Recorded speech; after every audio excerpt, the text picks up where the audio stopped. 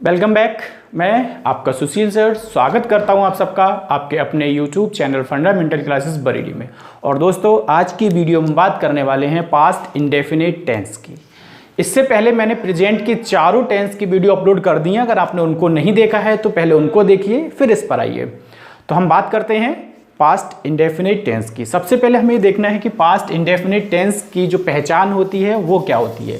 देखिए, past indefinite tense की जो पहचान होती है तो इस काल के हिंदी वाक्यों के अंत में, या फिर हम कह सकते हैं कि इस काल के हिंदी वाक्यों क्रिया के अंत में था, थी, थे, आ, ई, ए या फिर ता था, ती थी, ते थे, इस तरीके के वर्ड आते हैं। और यदि हम इसकी हेल्पिंग वर्ब की बात करें तो हेल्पिंग वर्ब में अफर्मेटिव सेंटेंस में अलग होती है और नेगेटिव सेंटेंस में अलग होती है।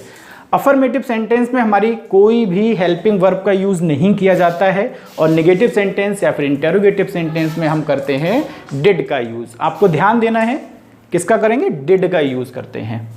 अब हम इसकी बात कर लेते हैं वर्ब की। तो जिस तरीके से हमने इसकी हेल्पिंग वर्ब की बात की कि हेल्पिंग वर्ब हमारा अफर्मेटिव में नहीं लगता है, ठीक है, इसी तरीके से अफर्मेटिव में हमारी सेकंड फॉर्म का यूज होता है, वर्ब की सेकंड फॉर्म का यूज होता है, और नेगेटिव और इंटेरोगेटिव में वर्ब की फर्स्ट फॉर्म का यूज होता है। आपको ध्यान देना है, बिल्कुल ध्यान दे करके चलना है, ठीक है। अब हम बात कर लेते हैं सबसे पहले इसके अफर्मेटिव सेंटेंस की, यानी सकारात्मक वाक्य। मैं हर वीडियो में आपको बताता आ रहा हूं कि सकारात्मक यानी अफर्मेटिव सेंटेंस वे सेंटेंस होते हैं जिनमें घटनाओं का, तथ्यों का, कार्यों का होना पाया जाता है। तो इसका जो स्ट्रक्चर की हम बात करें, स्ट्रक्चर में हम सबसे पहले लेते हैं सब्जेक्ट, वर्ब की second form, object, other word and then full stop. अगर हम इसके एग्जाम्पल की बात करें, क्योंकि एग्जाम्पल ही हमें सेंटेंस को करना सिखाते हैं, तो हम बात करें पहले की कि वह कल अपने घर गया। देखिए क्या है, या है, राइट। अब हमें देखना है हमने आज चाय पी थी, आ गया, समझ में आ रहा है? ध्यान दीजिए। तुम कल झूठ बोले, बोले ए की ए आ रहा है, राइट।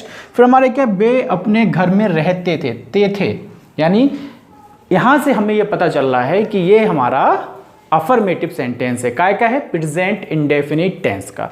अब हम इसको ट्रांसलेट करें तो कैसे करते हैं? देखिए, सबसे पहले सब्जेक्ट लेना है, और सब्जेक्ट पे मैंने एक सेपरेट वीडियो दे दी आपको, सेपरेट बिल्कुल। तो उसमें हमें सब्जेक्ट का यूज करना है। सब्जेक्ट यहां पर है ही, तो हम यहाँ पर ही लेंगे। अब ही के बाद में हमने बताया आपको कि अफर्मेटिव सेंटेंस में किसी भी हेल्पिंग वर्ब का यूज नहीं करना है, तो डिड पर तो हमें बिल्कुल ही नहीं जाना है। यहाँ पर हमें क्या करना है? वर्ब लेना है। और वर्ब क्या है? गया। गया मतलब जाना, और जाने का मतलब होता है गो, और गो के लिए हमें यहाँ पर सेकेंड फॉर्म का यूज करना है, तो हमारा हो जाएगा वेंट। तो ही वेंट टू, अपने घर, तो ही के साथ जो होता है अपने लगाते हैं हिज और होम। यदि हम अगले सेंटेंस की बात करें तो हमारा हमने आज चाय पी थी, तो हमने के लिए हम यूज करेंगे वी। चाय पीने के लिए हम टेक का यूज करते हैं। वैसे हर जगह हम ड्रिंक का यूज करते हैं, लेकिन चाय जो पे है उसके साथ हम टेक का यूज करते हैं। तो यहां पर टेक की हमें सेकंड फॉर्म लेनी है, टुक हो जाएगा। तो वी टुक टी, और आज के लिए हम यूज करेंगे टुडे। नेक्स्ट सेंटेंस की हम बात करेंगे, तुम कल झूठ बोले, तुम की क्या होती है? यू। झूठ बोलने के लिए टेल लगाते हैं, टेल के सेकंड फॉर्म का यूज करें तो टोल्ड हो जाएगा। तो यू टोल्ड ए लाइक, कल के लिए हम करेंगे यस्टरडे। अगर हम लास्ट सेंटेंस की बात करें तो हो जाएगा वे अपने घर में रहते थे, तो वे के लिए हम यूज करते हैं दे का। रहने के लिए यूज होता है लिव, तो लिव्ड हो जाएगा। तो दे लिव्ड इन, अपने यानी देयर हाउस। इस तरीके से हमने सीखा अफर्मेटिव सेंटेंस को बनाना, और अब हम बात करेंगे इसके नेगेटिव सेंटेंस की।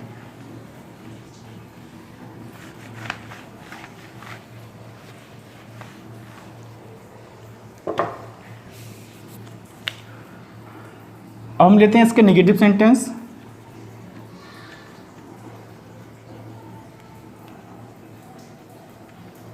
जिसको हम बोलते हैं नकारात्मक वाक्य।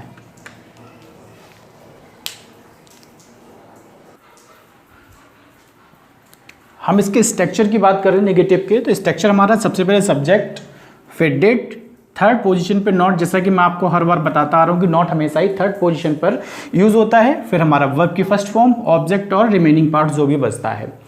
अब हम इसके सेंटेंस के द्वारा इसको समझेंगे। ये सेंटेंस हमारा है कि मुझे तुम्हारा पत्र नहीं मिला।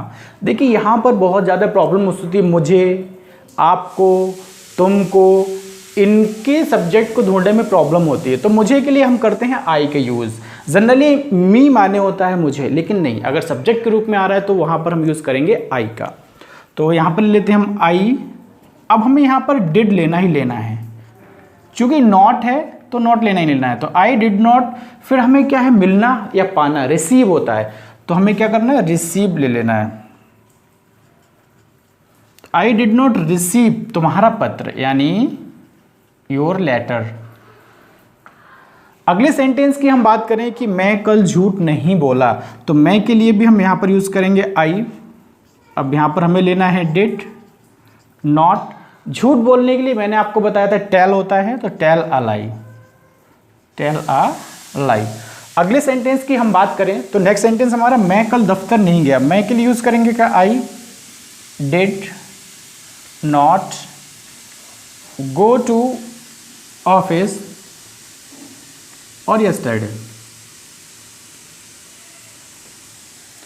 यहां पर भी हमारा कल का यूज हो रहा है, तो यहां पर भी हमें टेल अ लाई यस्टरडे ले लेना है। तो इस तरीके से हमने सीखा अफर्मेटिव और नेगेटिव। अब हम बात करते हैं इसके इंटेरोगेटिव सेंटेंस की। इंटेरोगेटिव में मैं आपको पहले बता चुका हूं कि दो प्रकार के होते हैं। पहले वो होते हैं जो वाक्य क्या से शुरू होते हैं और जिनका उत्तर हम हाँ या ना में आसानी से दे सकते हैं, और दूसरे वो होते हैं जिनमें कोई प्रश्न पूछा जाता है और जिनका उत्तर हम हाँ या ना में नहीं दे सकते हैं, यानी प्रश्न सूचक शब्द वाक्यों के मध्य में आते हैं। तो यदि हमारे वाक्य क्या से प्रारंभ हो तो हम कैसे बनाएंगे, उनका स्ट्रक्चर है आपके पास में। सबसे पहले हमें लेना है डिड, फिर हमें लेना है सब्जेक्ट, फिर यदि वाक्य के अंदर नॉट है तो हमें नॉट ले लेना है, फिर वर्ब की verb first form, object other word. ठीक है, हम क्या करें, क्या तुमने कल खाना नहीं खाया। एग्जाम्पल के द्वारा देखते हैं तो यहाँ पर सबसे पहले तुमने की होती है यू, यहाँ पर लेना है डिड। आपकी चीज़ ध्यान रखना है कि पास्ट इंडेफिनिट है तो चाहे एक वचन करता हो चाहे बहुवचन करता हो, सबके साथ हमें यूज करना है डिड का। यहाँ पर कोई ये बाउंडेशन नहीं कि हम डिड का करें किसी और का करें, बस एक ही हेल्पिंग वर्ब है तो एक ही करना है। ठीक है, डिड यू। अब यहाँ पर नॉट है तो नॉट हमेशा ही थर्ड पोजीशन पे होगा, तो डिड यू नॉट। ठीक है, खाने के लिए हम ईट का यूज करते हैं, did you not eat the food. अब कल, कल का मतलब है बीता हुआ कल, और बीते हुए कल के लिए हम यूज करते हैं यस्टरडे का। Then question mark. बेटा ये हमारा बेस होता है इंग्लिश के लिए, चाहे आप स्पीकिंग करें चाहे आप कोई कॉम्पिटिटिव एग्जाम की तैयारी करें, तो हमें हेल्पिंग वर्ब की बहुत ज़्यादा आवश्यकता होती है। तो अब हम आगे चलते हैं और अगले सेंटेंस की तरफ बढ़ते हैं। क्या राजेश ने झूठ नहीं बोला, तो यहाँ पे राजेश है ना, तो सबके साथ हमें क्या लगाना है, डिड लगाना है। तो डिड राजेश, यहाँ पर नॉट अ थर्ड पोजीशन पे नॉट हो जाएगा, डिड राजेश नॉट।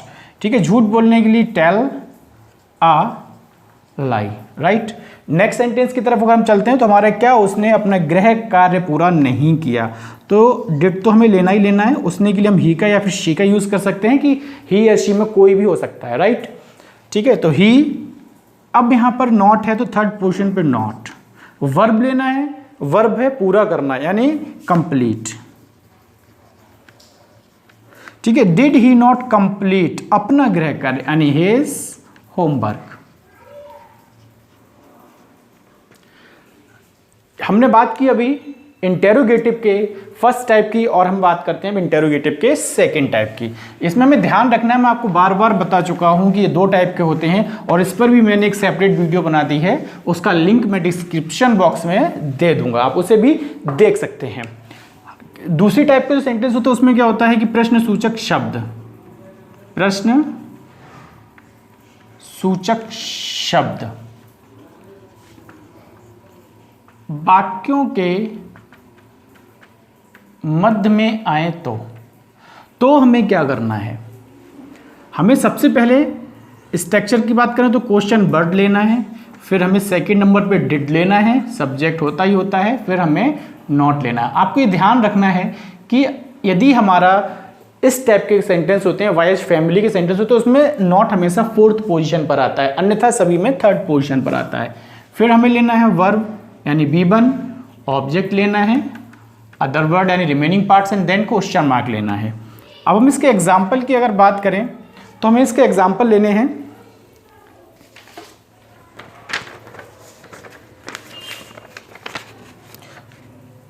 तो इसमें हम पहला एग्जाम्पल ले सकते हैं कि तुमने कल क्या किया। अगर हम दूसरे एग्जाम्पल की बात करें तो हो जाएगा राजेश ने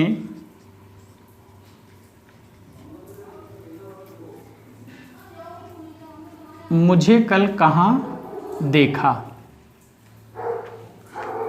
और अगले क्वेश्चन की बात करें हम तो हो जाएगा राधा ने कल एक गीत कहाँ गाया। हम इन एग्जाम्पल्स को ट्रांसलेट करते हैं। तो सबसे पहले हमें लेना है तुमने, मतलब तुमने नहीं, जो हमारा प्रश्न सूचक शब्द है उसको हमें देख लेना है।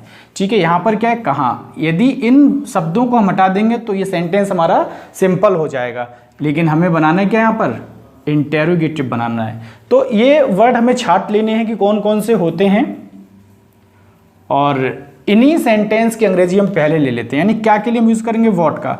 देखिए इससे जस्ट पहले वाले में यदि क्या पहले होता है तो हम व्हाट का यूज़ नहीं करते हैं, लेकिन क्या यदि मध्य में है तो हम व्हाट का यूज़ करते हैं। तो व्हाट, ठीक है। अब हमें सेकंड नंबर पे लेना है डिड। तुमने के लिए यू, तो व्हाट डिड यू, करने के लिए डू, और यस्टरडे। अब हम अगले सेंटेंस की तरफ चलते हैं, और अगला सेंटेंस राजेश ने मुझे कल कहाँ देखा। कहाँ के लिए हम यूज़ करते हैं वेयर। डिड राजेश, देखने के लिए सी, और मुझे के लिए हम यूज़ करते हैं मी, कल के लिए यस्टरडे। ठीक है, कहाँ के लिए हम यूज़ करेंगे यहाँ पर वेयर का, डिड राधा।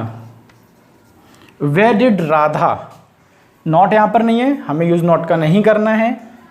गाने के लिए हम सिंग का यूज़ करते हैं,